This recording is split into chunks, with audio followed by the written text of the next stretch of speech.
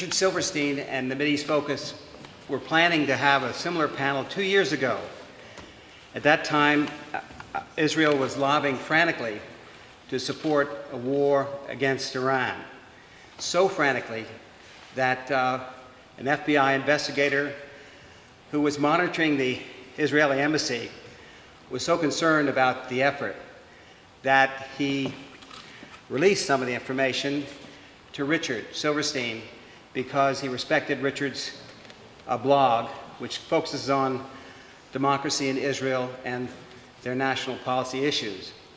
Unfortunately, that FBI agent suffered consequences and went to jail, but he may have stopped a war at that time because of his actions. Similarly, most recently, Richard Silverstein has been releasing information about Prisoner X, which you'll hear more about, and how he's tied into Iran later this evening.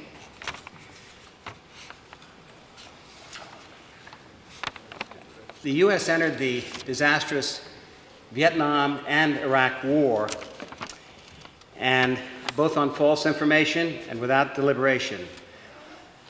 My wife and I, Eliza, just got back from 3 weeks in Vietnam and relived what our country did over there.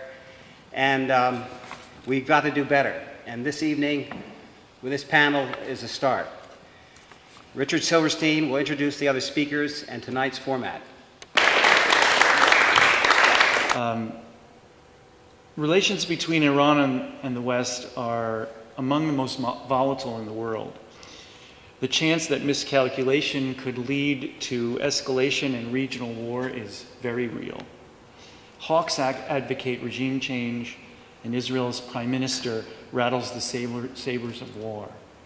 Iran and issues related to it are in the top of the news headlines.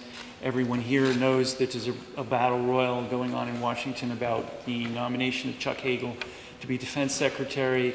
And most of you probably know that one of the reasons that the GOP is filibustering like crazy is because he historically has opposed sanctions against Iran. So we will, it looks like right now his nomination will be approved, but it's really touch and go.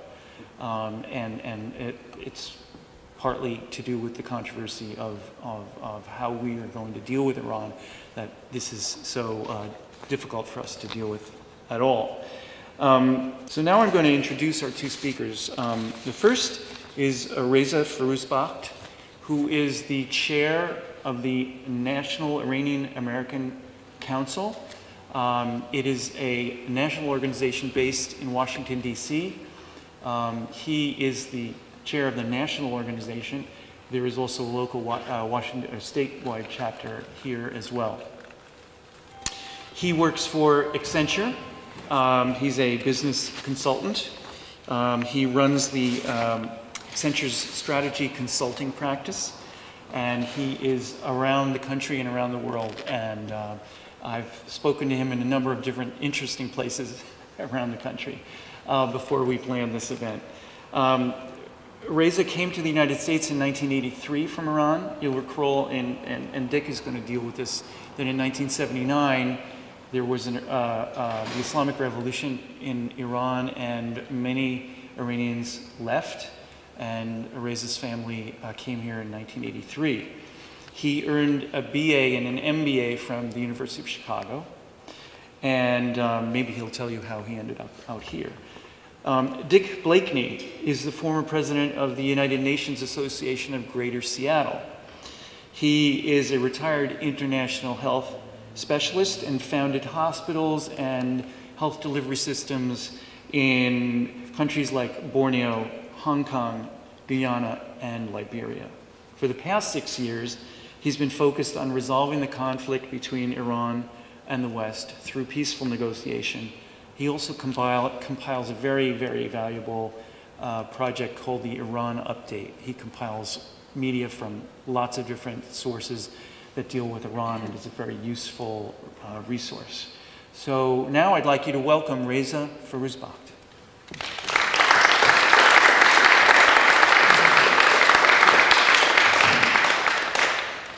Thank you, Richard, and thanks everyone for taking time to come out tonight. Let me just briefly tell you about NIAC and my role with NIAC. So I've been involved with the organization pretty much since its founding. It was founded in 2002. I joined the organization in 2003. The organization was founded by Trita Parsi as a response to 9/11, and it became very apparent after 9/11 that there is really no advocacy organization for Iranian Americans who can shape policy in Washington. Not only that, but as a community, we tend to not want to get too involved in politics, particularly because many of the folks who've come to the United States have come here under duress, political duress, leaving a country either because of revolution or war or what have you, and have a very bad taste in their mouth as far as political involvement and whether or not it actually has an impact. And so the community as a whole tends to not want to get involved. At least that was the case back in 2002, and it was really concerning for those of us who I suppose are a bit more kind of indoctrinated into American society and understood that there is in fact a real channel for affecting policy change. And so with Trita and many others, we've built NIAC to now be an organization of about 35,000 subscribers. Of those, about 4,000 are paying members. It is a nonpartisan organization. It's non-sectarian. It's a nonprofit. And our primary mission is to drive political participation and civic participation among the Iranian American community. It just so happens that Iran has been a real hot topic, and I hope that soon it will no longer be a hot topic. But it just has been a hot topic, and as a result, we have a policy team in Washington who it does a lot of kind of thought leadership, and they try to educate lawmakers on the Hill about the facts around Iran, and to the extent that they have influence in the diplomatic process, we try to use the channels that we have available to us to, hopefully facilitate a dialogue between the two countries. So what I can tell you is that I am by no means a policy expert. We do have a team of policy experts in Washington who are on CNN, and you can find them on YouTube, and they're published in the Wall Street Journal and the Financial Times and what have you. But I can certainly represent the sentiments of the Iranian American community. We operate by a vote of the membership. We poll our membership pretty frequently. And depending on the priorities that the Iranian American community has, that's what the policy team and the group in Washington focuses their time and effort on. Now, normally, when I give this presentation, I start out kind of assuming that there's very little knowledge of basic knowledge of Iran and its history, and particularly the history of Iran and the United States. But thanks to the last several years and President Ahmadinejad and some of his inflammatory comments, and on the negative side. On the positive side, you've had a lot of media about Iran that I think overall has played a role in educating the American population about Iranians and about Iranian Americans. And my good friend Ben Affleck, who's a high school classmate of mine, I think with his film Argo, I think painted a reasonably good picture of what was happening in Iran in 1979 and the circumstances around the Iranian hostage crisis. Overall, I think the American public is a lot more educated about Iranian Americans, and I'm sure many of you in the audience have friends who are Iranian Americans. So I don't want to take too much time kind of giving the background, but just in case there are folks who don't have that background, I'll just very quickly give you a few facts. There's a quick Iran quiz. So to which ethnic group do the majority of Iranians belong? All right, perfect. See, I knew you guys had this. What's Iran's official language? Farsi. Excellent. What's the predominant religion? Islam. More specifically? Shia. How old is the democracy movement in Iran? Yes, way before Mossadegh. It actually started in the early part of the 20th century. Oh, absolutely. So the Iranian democratic movement started about 100 years ago. In fact, over 100 years ago. My grandfather in the very early 20th century during the Constitution, it's right around World War I, in fact, was exiled from his home city of Tabriz because he was a constitutionalist, and he owned a print shop. So the democratic movement in Iran actually has quite a long history, and it goes back to the early 20th century. Okay, what % of students seeking higher education are women? Who was that? Is that Dick? That's not. 65%. Yeah. And which Middle Eastern country boasts the second highest Jewish population after Israel? Iran. Currently? Still true? That's a good question. I don't know if it's currently true. I need to look into that. I did have the pleasure of visiting Isfahan about 13 years ago now, and I mean, it was wonderful to see the Jewish neighborhoods, and there's still synagogues and so forth. So I mean, it's just wonderful. I mean, that community's been there for what, 3,000 years. So it's great to see that. Okay.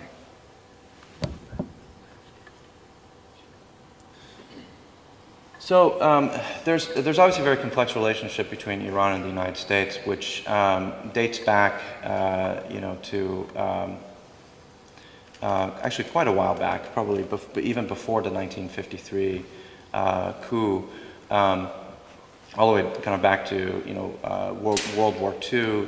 There was sort of a sordid history between the two countries.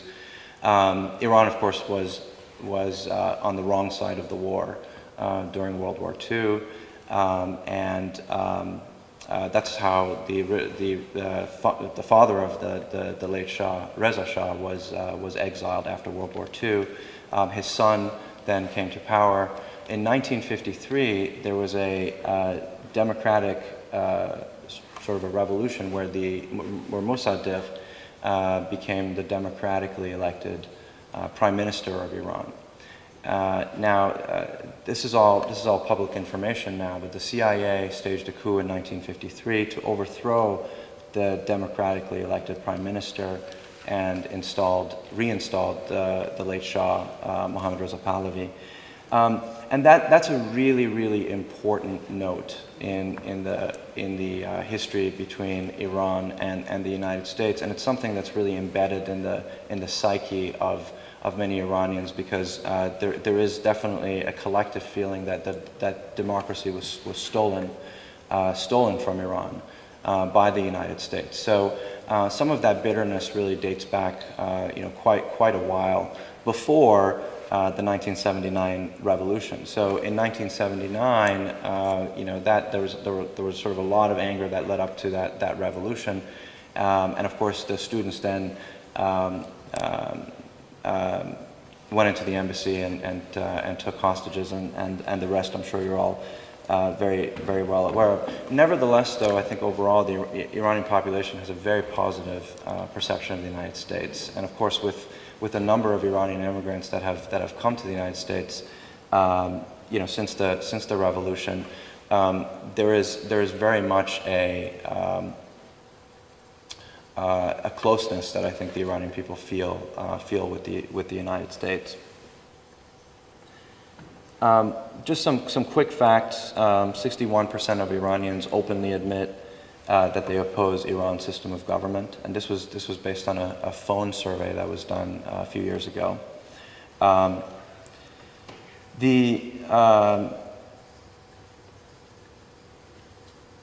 I suppose there is the question of Israel, and the Iranian government seems to take a keen interest in the state of Israel and whether or not it should exist. You know, I think more broadly, the people of Iran don't feel the same sort of strong sense of animosity towards Israel, but certainly the government has taken a strong position, and the president takes every opportunity to be inflammatory and make statements that are absolutely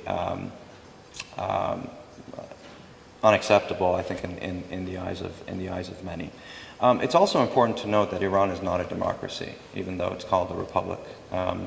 It's absolutely not a democracy, and I think we all witnessed that in 2009 with the Green Movement and the fact that many people felt that the elections were rigged, and that's pretty commonplace.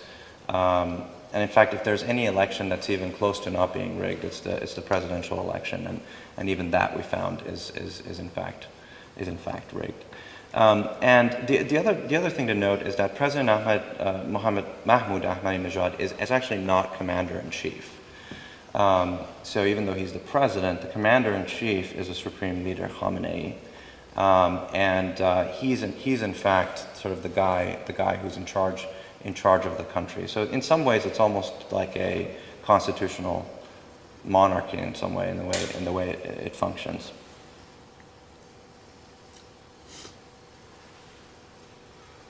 Okay, so implications of a nuclear Iran. Now this is really interesting, and I've had many conversations with my good friend Trita about, well, you know, what happens if we do have a nuclear Iran? You know, let's envision a scenario where that in fact is the case. I do believe that there's a fallacy in the what's called the Mad Mullah argument, which is that, you know, you've got a bunch of completely irrational Islamists who are running this country, and the minute they get their hands on a nuclear bomb, they're going to fire it off. I think that's hogwash. What I see is a very rational regime that is interested in self-preservation, and firing off a nuclear weapon toward Israel and getting themselves blown to smithereens is certainly not a rational course of action.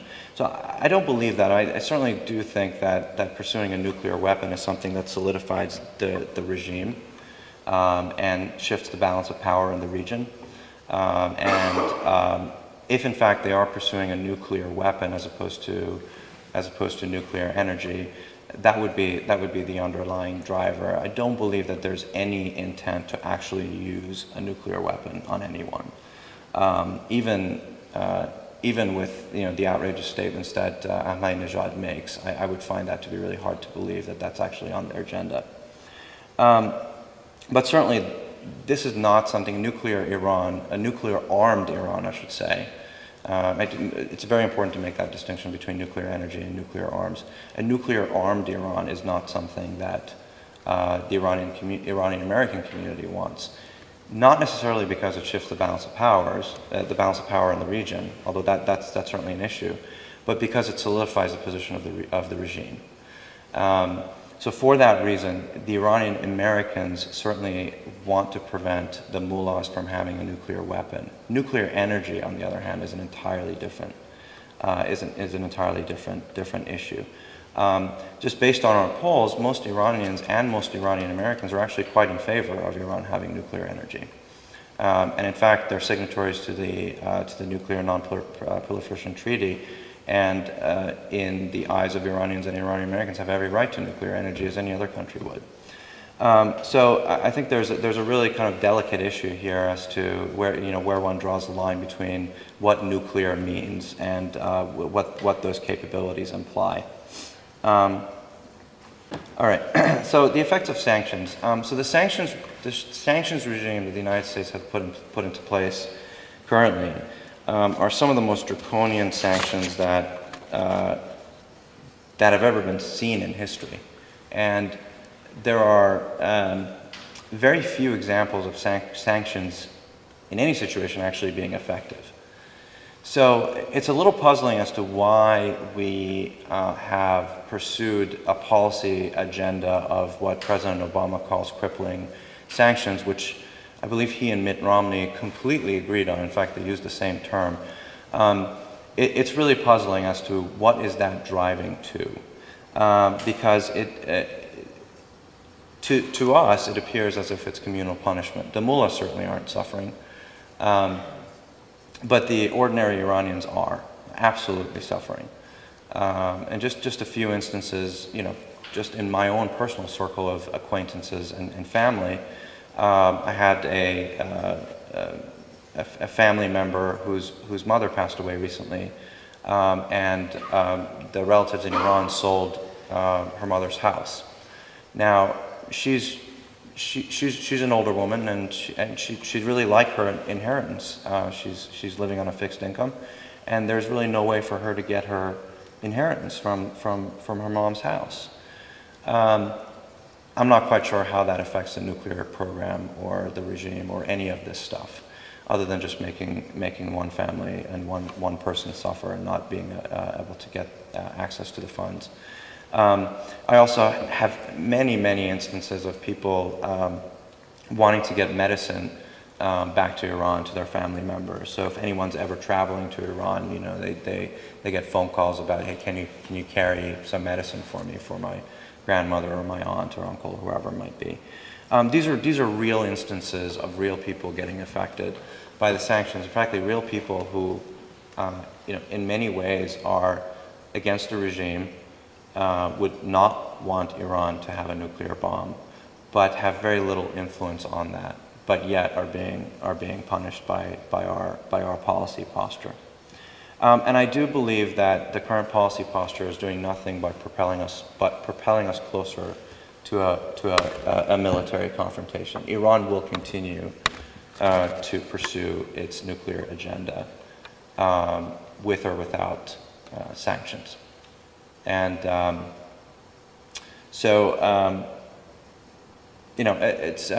it's a very difficult policy problem. But certainly sanctions don't seem to be the right answer. There are also unintended consequences of sanctions. All throughout the post-revolution period, and during the 1980s and the war with Iraq. And remember, the United States hasn't really traded with Iran in any material way since 1979. And it was a major trading partner prior to the revolution. So Iran has found a way to become more independent to the point where it just didn't need the United States anymore. And at some point, I know President Bush made a statement that all he's left with is pistachios and rugs, because we'd sanctioned everything else except pistachios and rugs. The unintended consequence here is that Iranians and the Iranian government will invest in a domestic economy, that it will make Iran more independent. And that's something that, frankly, if it weren't for the suffering of the people, I see as a really positive thing. There's always the old saying that, oil is the curse for Iran and many Arab countries. So in some ways, this actually could be the impetus for Iran to become more independent, more industrialized, and I don't think that's the intended consequence of sanctions. But my prediction would be that if it goes on for an extended period of time, that's what will happen. Dangers of attacking Iran. I think this audience is probably very well aware of how disastrous that would be. Certainly, the economic consequences would be disastrous. The Iranian regime is likely to get stronger if we take any military action against Iran. Iranians have a very strong sense of nationalism, and as much as they are fond of the United States, I think that they will rally around their flag if there is an attack against their country. I think it would also accelerate the nuclear program, and I guess this is the paradox of this whole situation. The more saber rattling and the more threatening we or Israel is toward Iran, the more incentive Iran has to develop a nuclear weapon. This is the sort of the paradox of the whole policy regime here. I'm not quite sure if anyone's really thinking about this. And I think, a wounded regime is much more likely to become irrational and do crazy things than a regime as it exists right now. And of course, the humanitarian consequences of it would be absolutely disastrous. All right, just a little word of caution here. There are several groups out there that claim to represent Iranian Americans. The most dangerous of which is the MEK, the Mujahideen Khalq. So I'm not quite even sure how to kind of place their ideology. They're sort of like an Islamist, communist, cult of some sort. And of course there are the old royalists that are still have faith that the Shah's son is going to come back and reclaim the throne. I think what's really important for the Iranian public to understand is that these are really sort of niche and edge type groups. An organization like NIAC, I think, really does represent the majority of Iranian Americans, probably the most moderate voices among the community. And one thing that we, our team in Washington, D.C., cautions the administration, the Bush administration as well as the Obama administration against is be careful that we don't have another Chalabi in the case of Iran. So we need to be very cautious of that. So I suppose the question then is what should the U.S. do? So I think stop playing to the IRI's strength around the nuclear program. I think a really rational dialogue could be had around the nuclear program.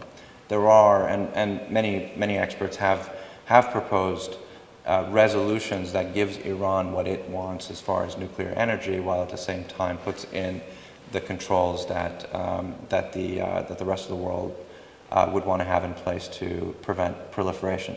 So I think we can approach the nuclear issue a lot more rationally. Start playing to Iran's weaknesses as far as human rights and democratization. So to the credit of President Obama, I think with the Obama administration, there have been a lot more, a lot more statements made by the American government that recognizes the humanitarian situation as well as the need for more democracy. So some of the bullet points here, I think that the Obama administration has already taken some action against. Calling off the very credible U.S. and Israeli threats. And again, this is the paradox issue, right? The more threatening we are toward Iran, the more incentive they have to pursue nuclear weapons. Genuine democracy, as opposed to a pretense.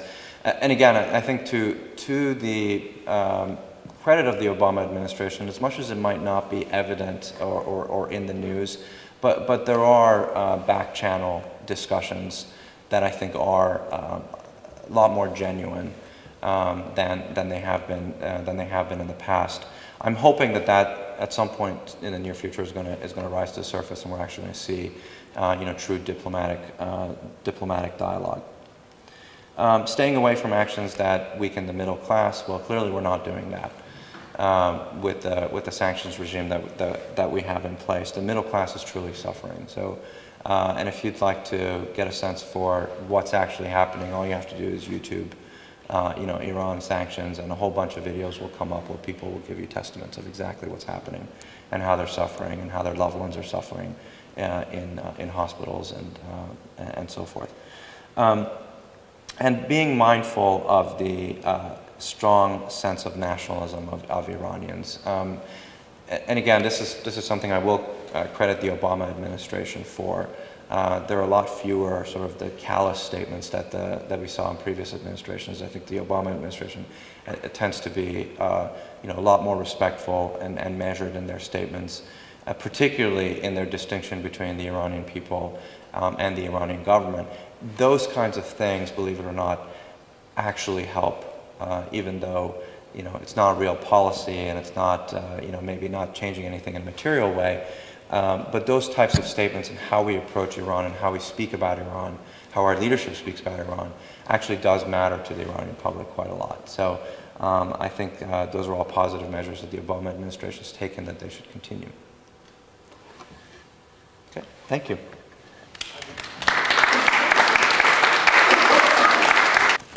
That was really interesting. Next month, President Obama is going to make his first trip to Israel. You may remember during the campaign that the Republicans tried to make a big issue out of the fact that Obama had I wouldn't say refused to go to Israel. During the election, the Republicans tried to make an issue of the fact that he had not visited Israel. That was supposed to prove that he had a sort of disdain for Israel, or that he was withholding his support for Israel until pressuring Israel to try to be more accommodating in negotiations with the Arabs. Now he's going to go to Israel. The Israeli media has reported on what his purpose is going to be. And contrary to what is written in the New York Times and other places, it's not going to be the Israeli-Palestinian conflict. I wish, in fact, that it were, but there's a complete blockage now between the Israelis and the Palestinians and the U.S., and there really is almost no hope of making that issue, budging that issue. But what he is going to do is he's going to go there and tell Israel not to attack Iran. He is going to tell Bibi not to attack Iran. He's going to make an address to the Israeli people. I don't think he's going to actually address the Knesset. If he did, he wouldn't get the kind of reception that Bibi did in Congress. You can be sure of that, because the Knesset is fairly right-wing and fairly nationalist on issues like Iran.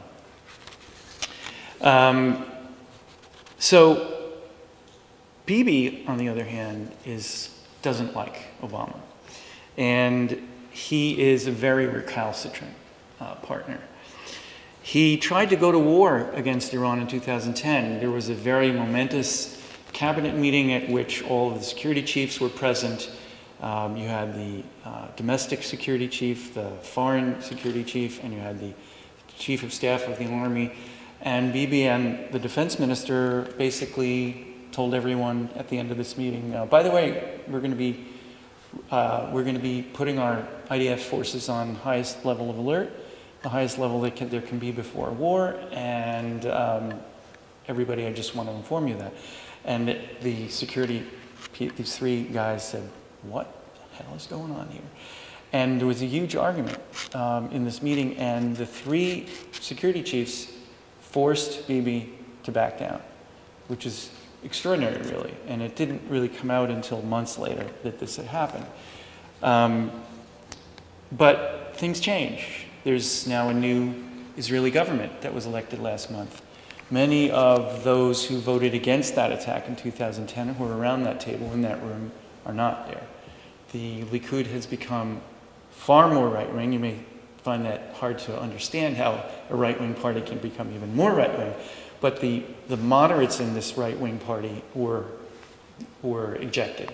There was a primary, and anybody who had a faint whiff of moderation was sent packing. So 3 or 4 of the people who were key to security issues in the old government are not there anymore. So they will not vote against an attack on Iran. So will Bibi attack or won't he? That's a big question, and I think that's one of the reasons that Obama is going to Israel. If there is an attack, what will the U.S. do? Will the U.S. be forced to go along? I'm just, these are questions. Will an attack on Iran torpedo Obama's strategy of gradually withdrawing the U.S. from military role in the Middle East? We're out of Iraq. We're trying to get out of Afghanistan. What happens if Israel attacks Iran? Do we get sucked into it? Now let's talk about Iran's role in the region, which Reza dealt with to an extent.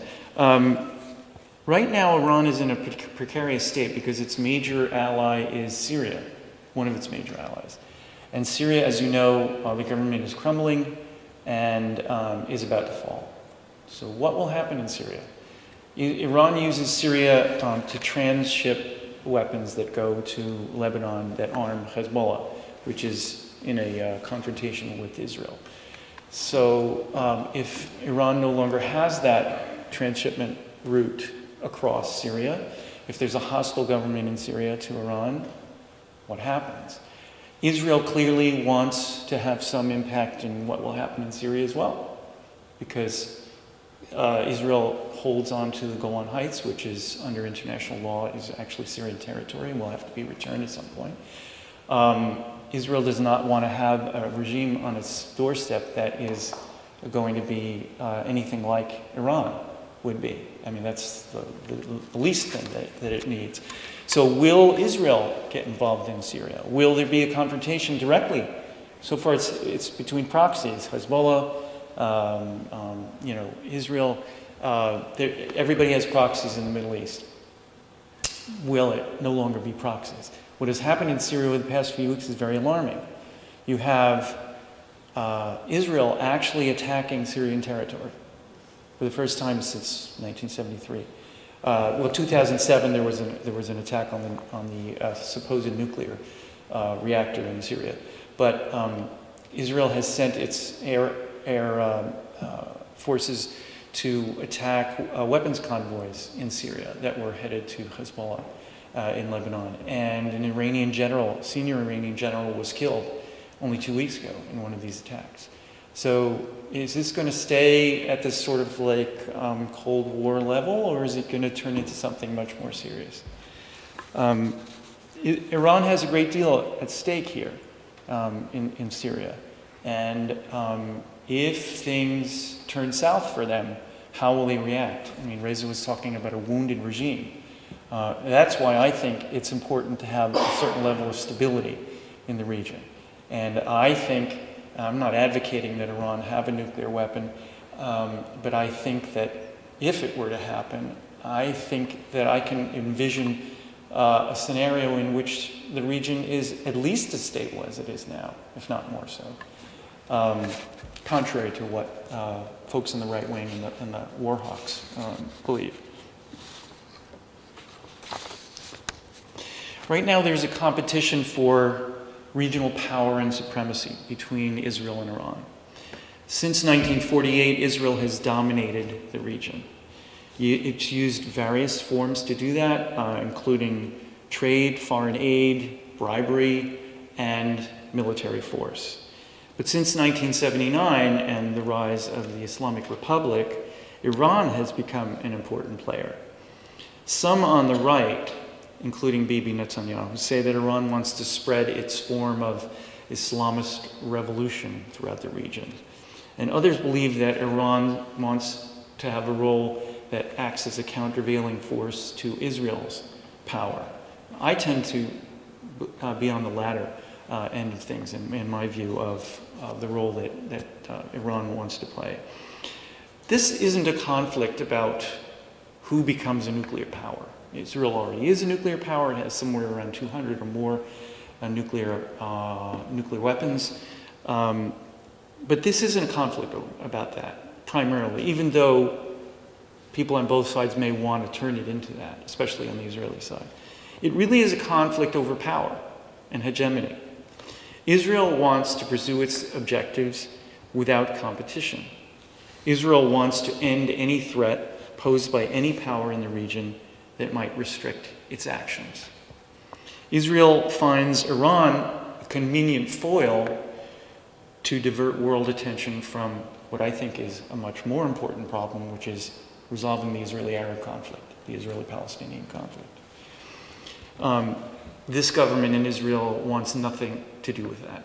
It doesn't want a two-state solution, despite what you might read about Bibi Netanyahu making a speech at Bar-Ilan University in which he endorsed a two-state solution. Since then, he's hardly uttered the words before.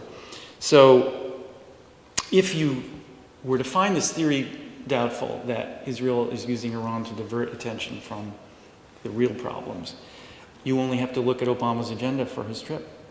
He can't deal with the Israeli-Palestinian conflict. because it's a no-go zone. He's not been willing to force the Israelis to do anything, to have a settlement freeze. If he's not willing to really put his cards on the table and really exert, spend capital there, he's not going to get a solution. And he can't. So the fact that he can't means that Israel has done an excellent job from its narrow point of view of boxing Palestine out as a legitimate issue.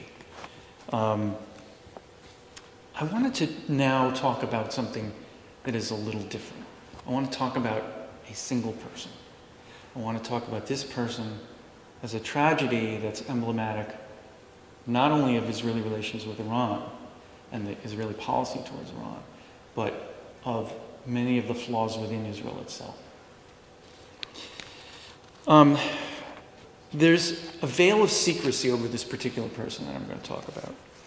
He's been called Prisoner X, Mr. X. He was arrested by Israel in 2010. No one knew who he was. Didn't know his name, didn't know why he was in jail, didn't know what country he came from. You've heard, now, talking about Israel's approach to Iran, you've heard about the assassinations of the nuclear scientists in Iran, you've heard about Stuxnet, the virus that infiltrated the Iranian nuclear plants and destroyed their centrifuges that were enriching uranium. You've heard about, maybe you've heard about Iranian missile bases being destroyed by sabotage, by bombs. We know that the Mossad is involved in this. We think that the MEK is one of the other parties that's involved with these operations. We know the externals of it, but we don't know how they did it. Until now, we're starting to learn a little bit about that because of Prisoner X. I'm sorry I'm being mysterious about this, but it's a very, very big issue in Israel right now because they've just discovered who Prisoner X is, and I'm going to get to that. 2 years passed since Prisoner X was arrested. And in that 2 years, we didn't know anything. About a week or two ago, Australian TV aired a documentary that broke that case wide open. It turns out that Prisoner X was an Australian Jew who had been born in Melbourne, who had made Aliyah, who immigrated to Israel around 10 years ago. And his name was Ben Zigir, Z-Y-G-I-E-R. When he went to Israel, he had something that was very, very valuable to the Mossad. He had dual nationality. He was Australian, he was Israeli. He had access to things that the Mossad needed for its campaign of sabotage in Iran and in other Arab countries. He could go back to Australia and change his name, and he could get Australian passports. Now, if anybody here remembers what happened in 2010 in Dubai, when there was an assassination of a Hamas weapons dealer named Mahmoud al-Mabouh, he was assassinated by 27 Israeli Mossad agents who got into Dubai with false passports. Now, everything is going to eventually circle around here and come back together.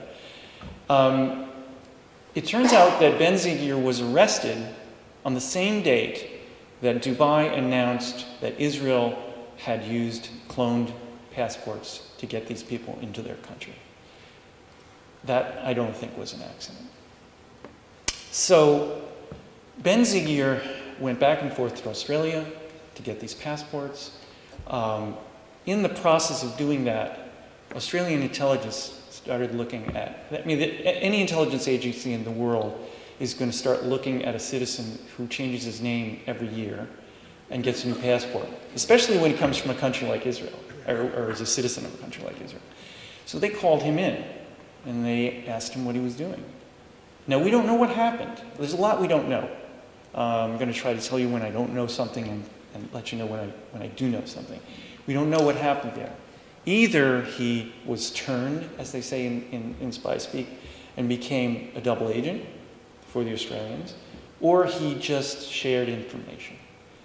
But it appears to me that he broke open or helped the Australians understand what the Israelis were doing, how they were getting people into these countries like Syria and Lebanon and Iran and doing the kinds of things that they were doing. Now, if you want to go back to what we were talking about the assassinations and the explosions, Israel can get people like Ben-Zvi into a country like Iran because what does Iran need? It needs equipment it can't get because of sanctions. It needs computers. It needs technical gear. It needs communications equipment. It needs all sorts of very sophisticated things that it can't get. What did the Mossad do? It created a front company in Milan, based in Italy. There were 3 Australian Israelis who created this company. They used these passports to trade. They went from Italy to Iran, they went to Syria, they went to Lebanon, they went to any Arab country that wanted to buy this sort of equipment. What did Israel do to the equipment? It sabotaged the equipment. It planted the equipment with whatever it needed to track what the Iranians would do with the equipment once it got into Iran. Now, we don't know, I don't think that Ben-Zvi was responsible for Stuxnet. Stuxnet happened through a virus that was infected via Russia. But it is the kind of thing that he might do. If he was going to Iran, he might bring explosives. He might bring gear that they needed to assassinate someone in Iran. I'm not saying he did that. We don't know. But this is the kind of thing that he would have done. Now, if the Mossad has an agent that it suspects, especially after Dubai has announced that they know what Israel did with the passports, Israel now will look to who within it could suspect of being someone who would have done that and exposed that. And they would quickly target Ben-Zvi. There was even a report in an Australian newspaper about 2 years ago that said that 3 unnamed Israeli Australians were questioned by Australian intelligence. So even though they were not named in this article, the Mossad isn't stupid. I mean, I may think a lot of things that they do are stupid, but I don't think they are stupid people. They could very easily figure out, okay, we've got 3 Australian Israelis, they've been exposed, let's figure out who they are. And they've got these 3 guys doing this front company in Milan, so, you know, immediately attention will focus. So they arrest in Israel, they arrest Ben-Zvi, they arrest him in secret. No one knows where he is. His family doesn't immediately know where he is. The people in the prison where he's in detention, the guards don't know who he is. There's this strange guy. He not only has a cell that is isolated, he's in a wing of the prison that is basically one cell. The prison guards don't interact with him. There's only one prison guard who brings him food. No one talks to this guy. Now Israel is now claiming that we gave him every right that any citizen would have. They claim he had lawyers. They claim he had judges that were trying his case. They claim he had visits from his family. They won't tell you what else happened to Ben-Zvi. And again, I don't know that this, well, I do know some of this because one of the lawyers who dealt with Zvi has spoken out about what happened. But a Shin Bet interrogation is not pleasant, especially if you're Palestinian. But if you're Jewish, you'll get a little bit better treatment, but it's not, if you're a Mossad spy who's been exposed or who is viewed as a traitor, you are not going to be treated well. There's going to be shouting and screaming, and there is going to be pressure put on you. What would they want from Zvi? Of course, they'd want to know what he told, what he gave away. But there's something else really important that they need. They need him to be quiet. They need him to be malleable. They need him to agree to not embarrass the state and not embarrass the Mossad by being public in any way. They will not do this by offering him anything desirable that he wants. They will do this by trying to smash him down and turn him into a, I can't think of the right word, but to really basically pulverize him as a human being. So the things that we know they did tell him were, you're going to be in jail for the rest of your life. Even if you ever were to come out of jail, every Israeli is going to be, your name is going to be on the lips of every school child in Israel as the traitor. You won't be able to go back to Melbourne or Australia. You'll have to change your name, your family will have to flee to the far ends of the earth. We will make your life a living hell. What did they offer him? A plea deal. That's what they offer all security detainees. They don't want them to go to trial, because then they may have to expose some of their methods that they don't want exposed, even though the trial is going to be held in secret. So they offered him 10 to 20 years. That's the deal. And he has to decide whether or not he's going to take it. So what are his choices? He takes the deal. He's already in prison. He's been there 8 months in isolation with no one to interact with, except a few visits from a lawyer or family.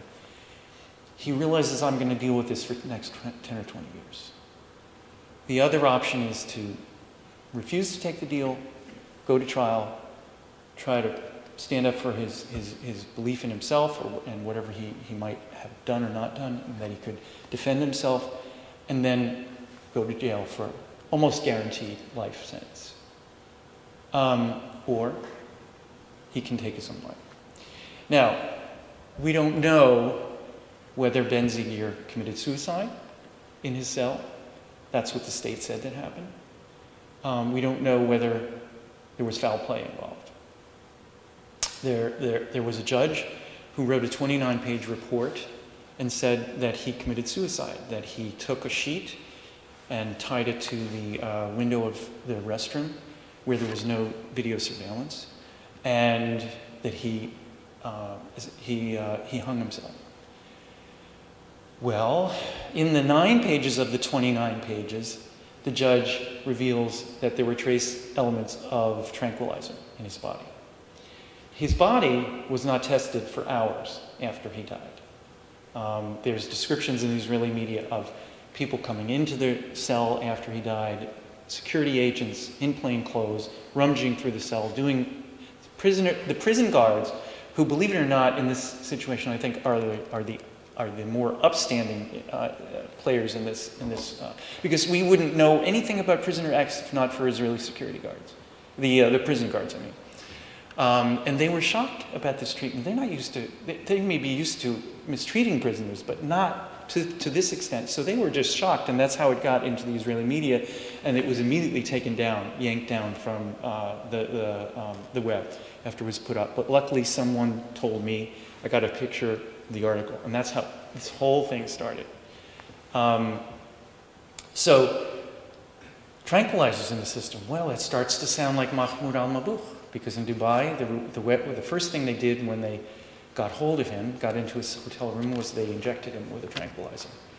And then he was suffocated by a pillow. How did Ben-Zigir die?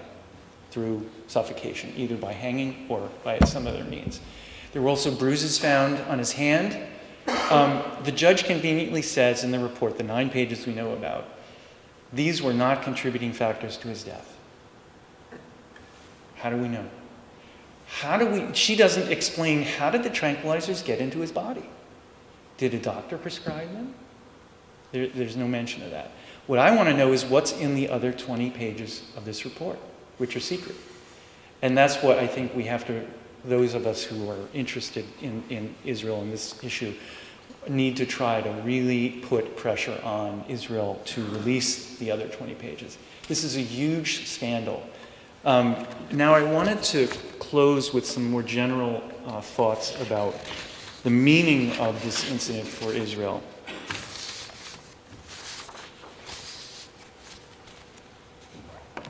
The most important aspect of this case is that Israel is willing to exploit the lives of diaspora Jews, and it recruits them to become spies and do Israel's dirty work.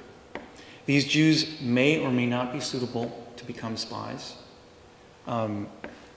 The key is that dual nationality that I talked about. But when things go wrong, the state turns on people like Ben-Zigir, and he becomes expendable. Instead of a human being or a citizen whose rights ought to be protected, he becomes an inconvenience that has to be swept under the rug, either by suicide or murder. What's most important for Israel is maintaining the integrity of the national security state. This concept conceals many sins. It even trumps democracy. So don't believe those who tell you that Israel is a democracy. It's a state that is obsessed with security. Everything, including democracy, human rights, and the rule of law, due process, are subsumed. They're sacrificed at the altar of national security, including human beings. Ben-Zigir was a human sacrifice. For Israel, it's far more important that it continues sabotaging Iran's nuclear program and laying the conditions for regime change than that it respect the rights of a citizen to a fair, open, and transparent legal process. And I think that one thing I wanted to end on that Reza had brought up is that think back in 1953 and what the United States did to Iran in overthrowing the democratic government that existed then. Now think about the fact that Israel, whether it admits it or not, wants to promote regime change in Iran. The Mossad chief, the one who was the chief of the Mossad when all of this hanky-panky happened that I just mentioned, he talked openly about we are funding dissident groups in Iran. We're funding Sunni groups like Jundala. We're funding the MEK. We want to promote division, discord, violence inside Iran so that the government will become unstable, destabilized, and that movements like the Green Movement, this is the view of the Mossad, not my view, can then rise up and take over the government. So Israel thinks that it can use violence and sabotage and terror to promote democracy, at least to promote this version of democracy. It's a very, very strange approach. And it's one of the reasons why I think it's really important that we have meetings like this so that we can listen to this type of information and expose it and hopefully spread it to others as well. Now, if we could...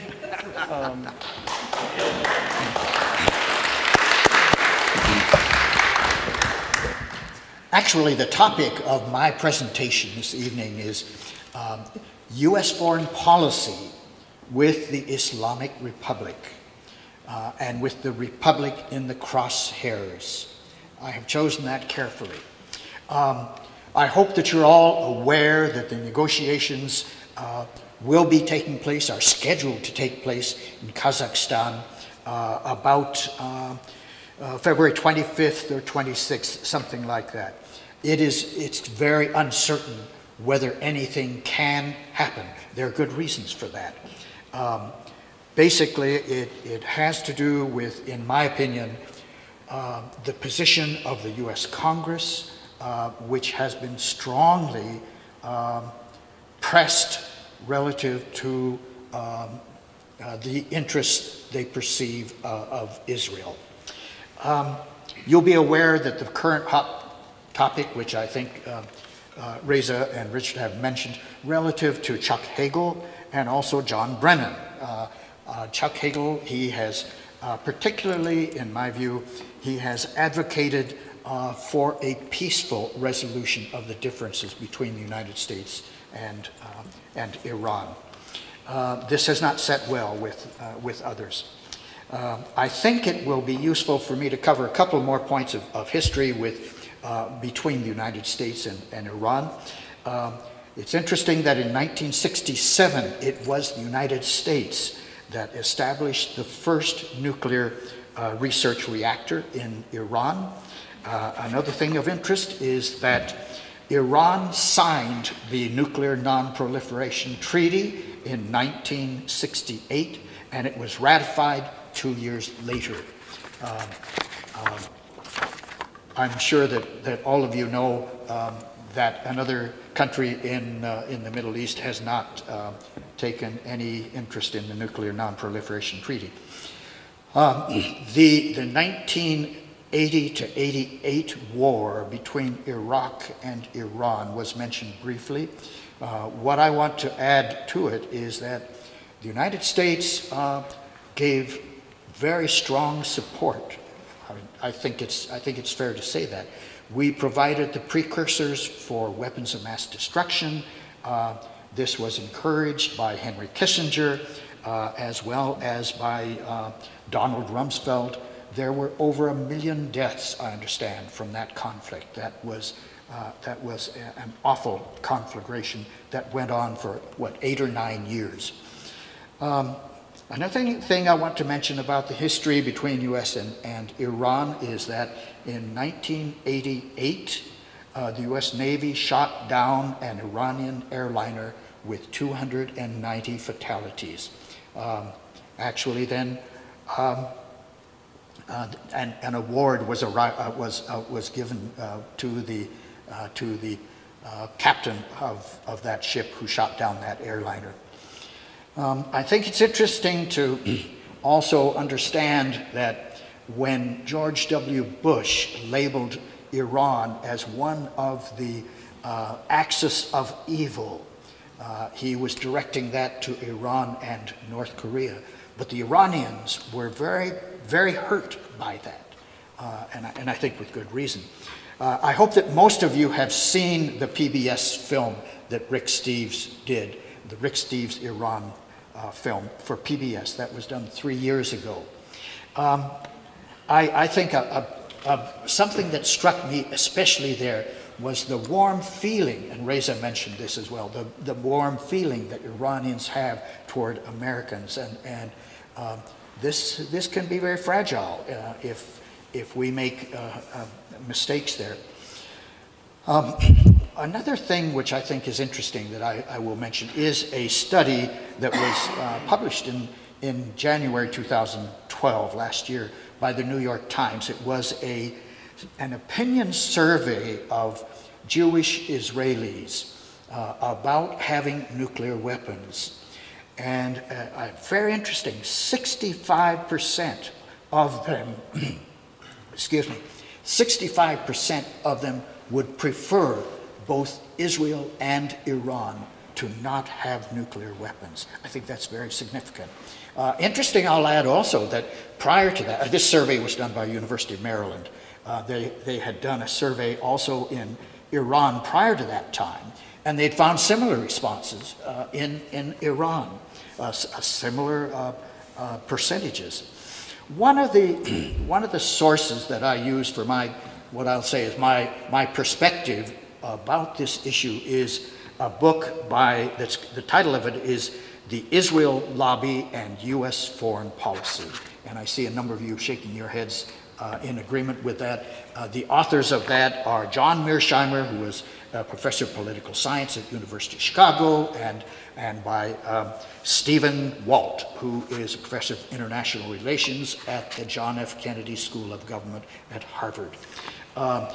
They have some very strong things to say about this relationship between U.S. and Iran and Israel. They contend that the Israeli lobby in the United States has a far-reaching impact on America's posture throughout the Middle East, and that the policies it has encouraged are profoundly damaging to both America's national interests and Israel's long-term security.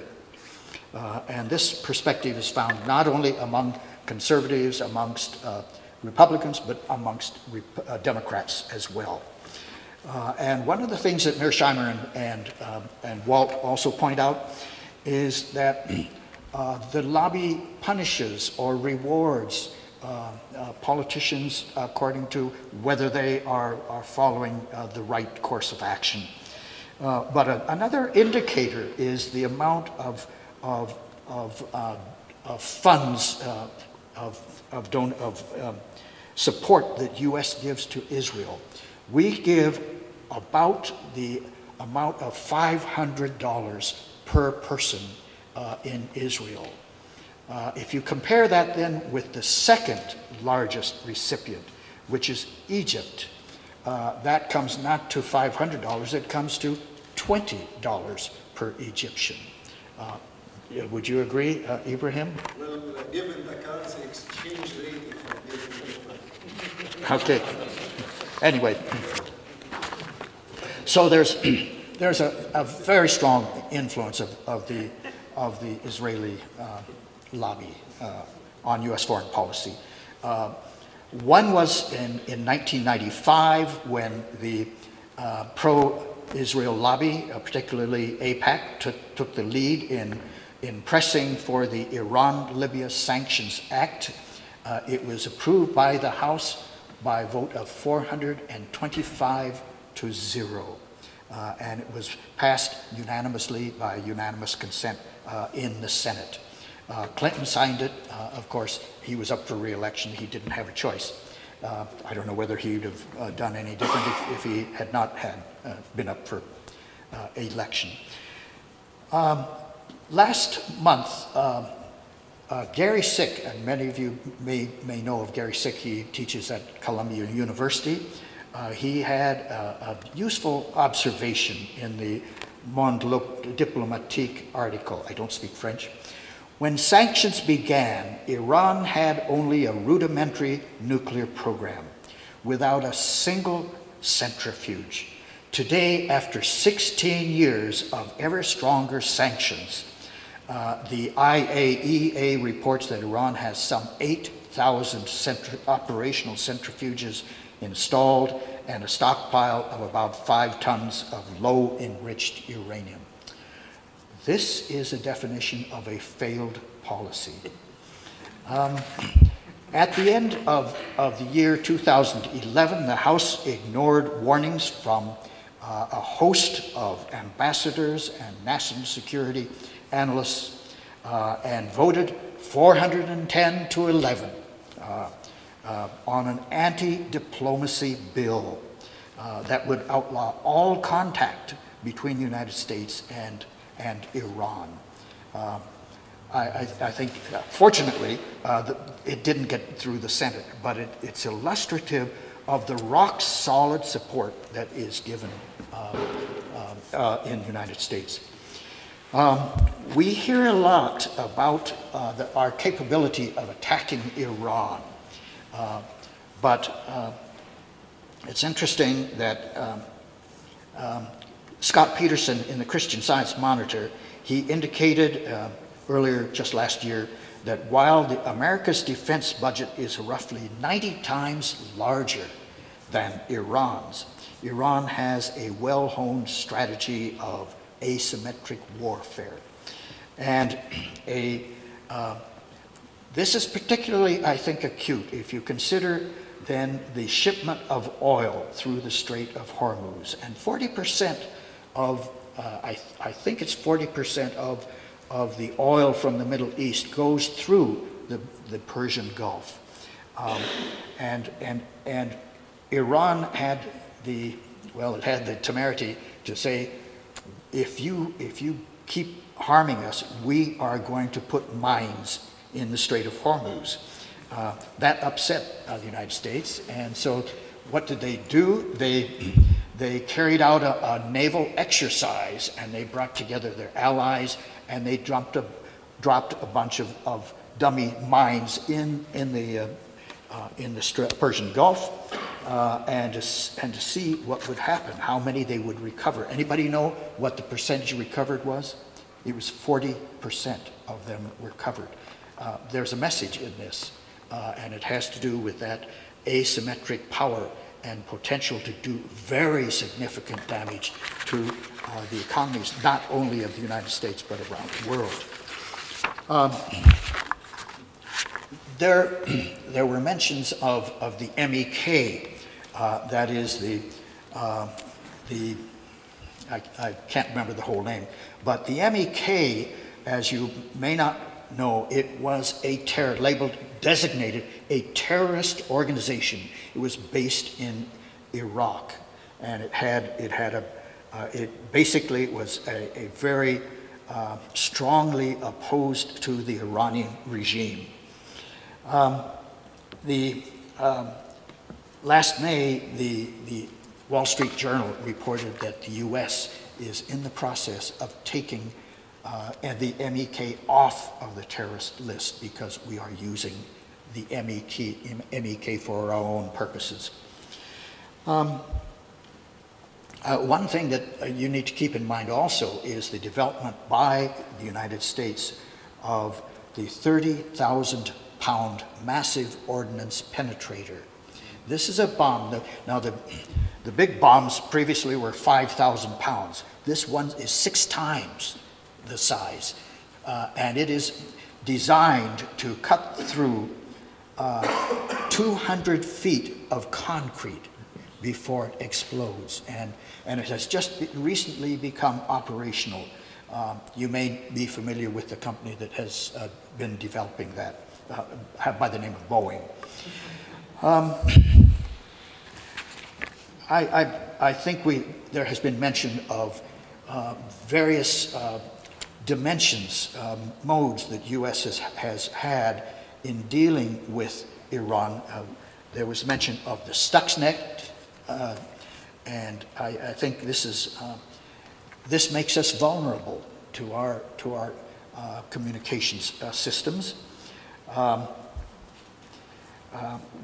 One of the voices being heard in the U.S. Is that of Leslie Gelb, who was President Emeritus of the Council of Foreign Policy. In January last year, he wrote in the Daily Beast, "Think before acting on Iran. America has once again stumbling toward war. If we've learned anything from the past, anything at all from plunging into war in Vietnam, Iraq, and Afghanistan, it is this: we've got to have a public scrubbing of fighting rhetoric before, not after, the war begins." And 2 months ago, a group of 24 experts and former senior officials here in the United States, including persons like former ambassador to the United Nations, Thomas Pickering, he called on President Obama to direct your team vigorously to pursue serious, sustained negotiations with the Iranian government on an arrangement that guards against a nuclear-armed Iran, and that direct negotiations are necessary and essential to prevent war and to prevent an Iranian nuclear weapon from being developed. I feel that this exaggeration, this concern is not exaggerated. So my conclusion really is that it's unclear whether Chuck Hagel and John Brennan are going to be confirmed. I think that our U.S. Congress is largely aligned to block diplomatic resolution of the differences between the United States and Iran, and the stakes for negotiation are terribly high to avoid another war. So thank you very much.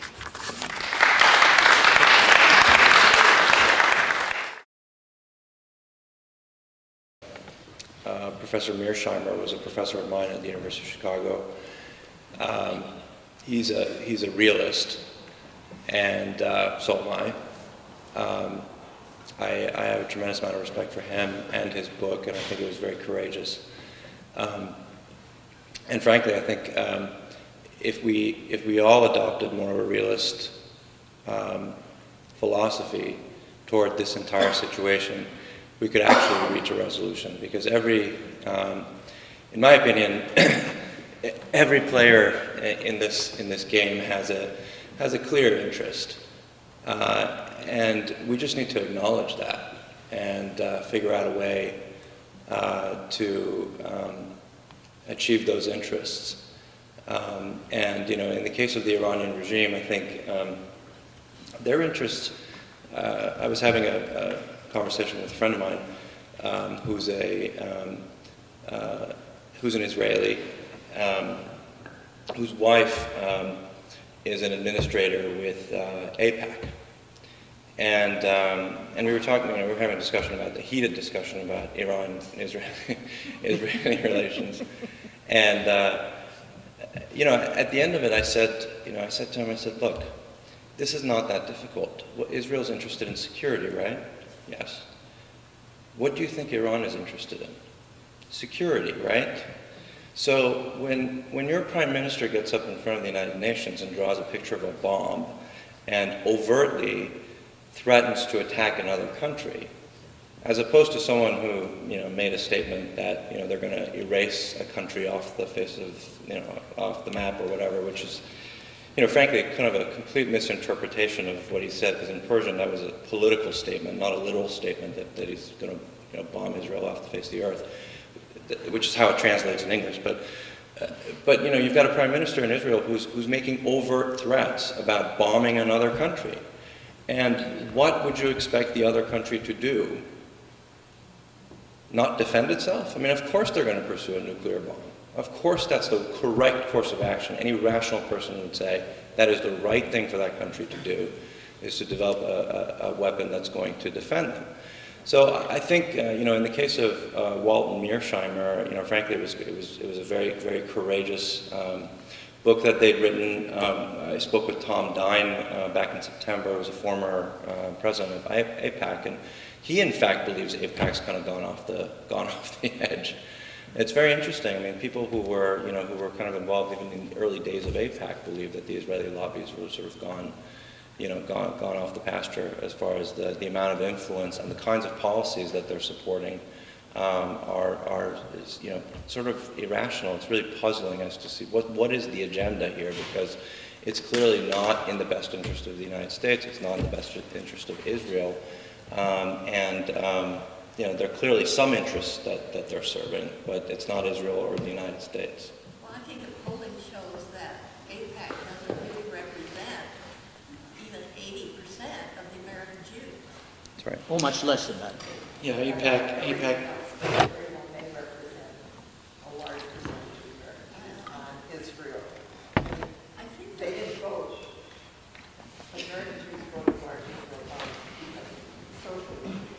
But I think there is a room right now, and I think it's changing. But I think I'm not sure. I think Well, if we want to talk about AIPAC, I think that what they really represent is the views and the interests of the wealthiest, most male, white elements of the Jewish community, if I could use those terms. And they don't represent the interests of unaffiliated Jews. Only less than 50% of American Jews are affiliated in any way with a synagogue or an organization. I'm sorry? Israel is not a major issue for them. And right, Israel, I think that they did a poll and it was 9th on the rank of interests of American Jews. And the interests of American Jews are the same as the interests of Americans. Jobs, the economy, blah, blah, blah, going down, and then Israel is number 9. So AIPAC is a very strange kind of cross-section of the American Jewish community. It sort of reflects the views of the 1%, if I can use that term. And just, I want to, talking about the Israeli election will take us a long time far afield. But I think that there's a misnomer that the centrists won in the Israeli election. I think, yes, you can say that there's a political party that didn't exist, and it's called Yesh Atid, and it is a centrist party, and they did much better than anyone expected them to. So what this tells us is there still is a center in Israeli politics somewhere, but it's a minority. It got something like 18 seats out of 120. But if you put all of the far-right parties together, they still have pretty much the same representation that they had in the past Knesset. And in addition, I mentioned to you that some of the more moderate members of the Likud were kicked out.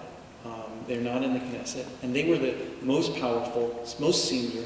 They were all the ones who were voting against an attack on Iran. So it's very complicated to analyze Israeli politics, but I don't think there is much of a center there. I don't know how much this party that I just mentioned to you is going to hold back an attack on Iran. I mean, we just have to wait and see.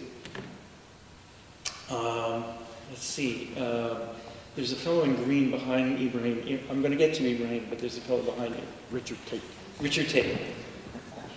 Thank you, and thank you all for very interesting interesting way of addressing the subject from 3 different points of view. I've got 2 things I want to ask you. Let me just in one sentence give you the second one first, because I didn't hear you mention it, and I emphasize the second one. And that is, what is the impact of the agreement of Tzipi Livni to join Bibi's administration? The first one is this. When we're talking about attacking Iran, there's a large body of opinion out there which wants us to do so. And I'm talking now about the Sunni regimes of Saudi Arabia and Qatar in particular. We've now got what is clearly a sectarian war going on in Syria. And it is clear that those countries and others of a similar persuasion really want us to attack and crush Iran, dreaming that attacking Iran will result in that country being crushed, which is a big question mark also. Would anybody like to comment about those things? Sure, I can address the Gulf states question. Yes, absolutely. I think that there has been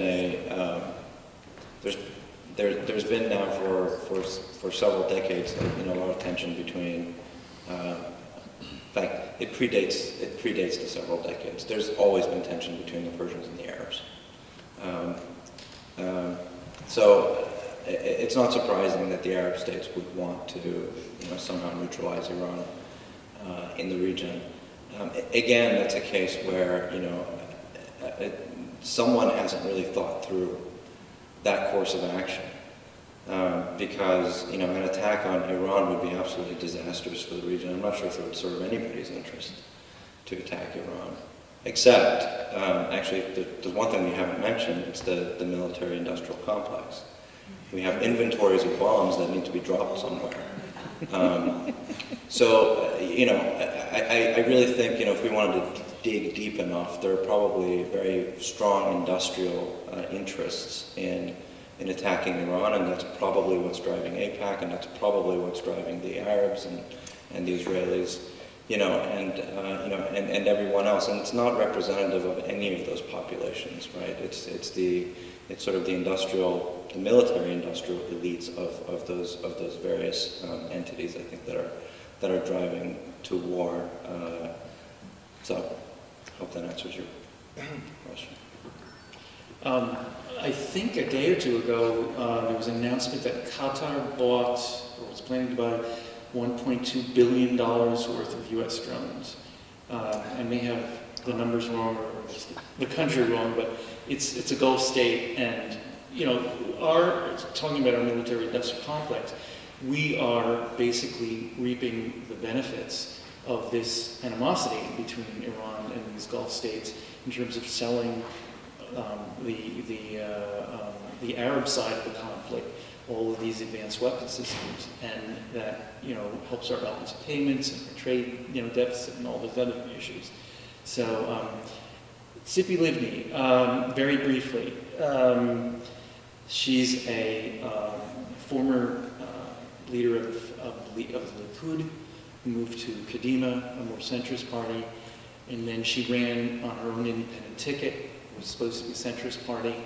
I laughed, dark laughter, when I read that the Likud put around a rumor 2 weeks ago that she was going to be a minister in the new government that would be led by the Likud, of course, and her role would be managing the peace process. She would be a minister for the peace process.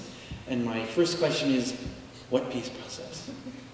And does anybody think that Tzipi Livni is going to create a peace process, or like a rabbit, taking a rabbit out of a hat, be a magician like that? I mean, and the rumor turned out to be true. She is going into the government. She's the first party that has signed a coalition agreement to join Bibi in this government, and she's going to be the justice minister, I think. It's ironic to connect up Palestinian peace and justice in that Israeli context. So is it really just a way of keeping her quiet? I think for her, she's got 7 seats. It gives her party a seat around the table. There's power, there's influence that she can say she did something. Bibi is negotiating with people, he's negotiating with Yesh Atid, the party I mentioned, and also a party to his right. And so it's all part of this, to use the Yiddish word, hameling that goes on back and forth to create a governing coalition. And he got a moderate, secular, centrist party to come into the government. He's hoping to put pressure on those to his right and say, you know, whoever comes to the table first gets the best deal. Try to get some more questions. Yeah, sorry, go ahead. Yeah. Oh, I thought You're coming, but sorry, go ahead. Yeah, go ahead. What I have found in trying to deal with the Jewish community here is the difficulty of having any conversation with them at all. We can have a conversation here about these issues, but when we try to take it to the Jewish community, you run into a lot of difficulty. We certainly found that out last year, when we made an effort to bring a speaker that many in the Jewish community did not want here, and we brought him.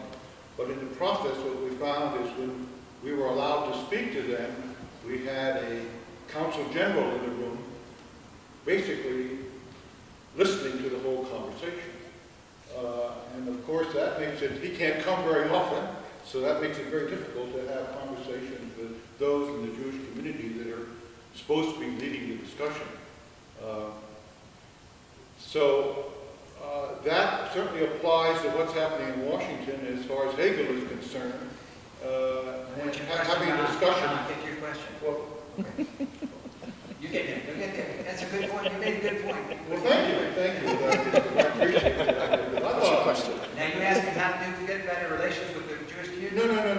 No. What I wanted to say, I think it carries on to the Hegel discussion of whether you can get Hegel or not. And what I wanted to know was what you felt about that in terms of trying to have a discussion with the Jewish community in terms of what our whole society is doing. How do we resolve the Iranian problem when we can't even discuss with our Jewish American citizens what's going on in Israel and trying to get a secretary for the department? I see Judith is jumping on your skin. Yeah, it's just a really hard question to deal with. And I've spent my whole life trying to move the community in a more progressive direction. There are, of course, elements of the Jewish community that are progressive. The Yes. Jewish Voice of Peace, and you've got other groups like that.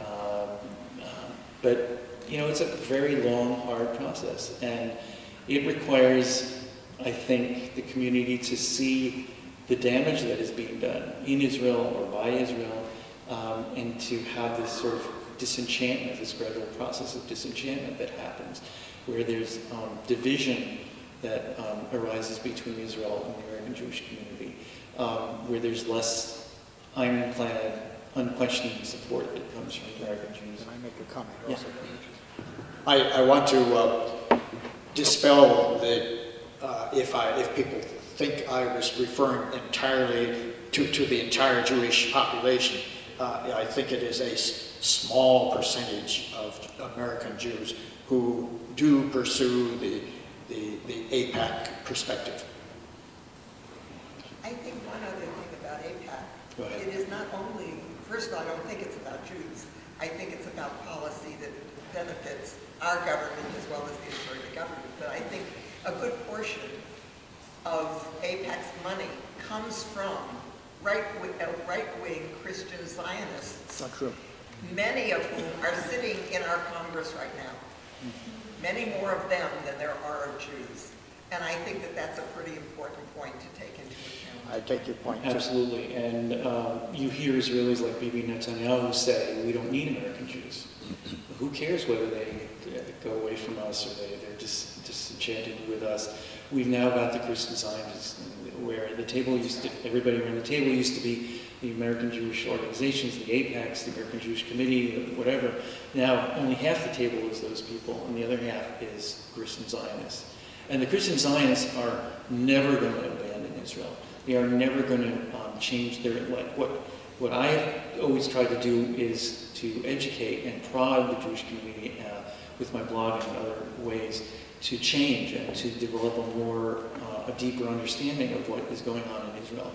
But that can never happen with Christian Zionists, because they are never going to educate themselves in the way that I'm talking about. So that's a very dangerous kind of thing. Other questions? Are you saying Christian scientists? No, not Christian scientists, Christian Zionists. Z-I-O-N.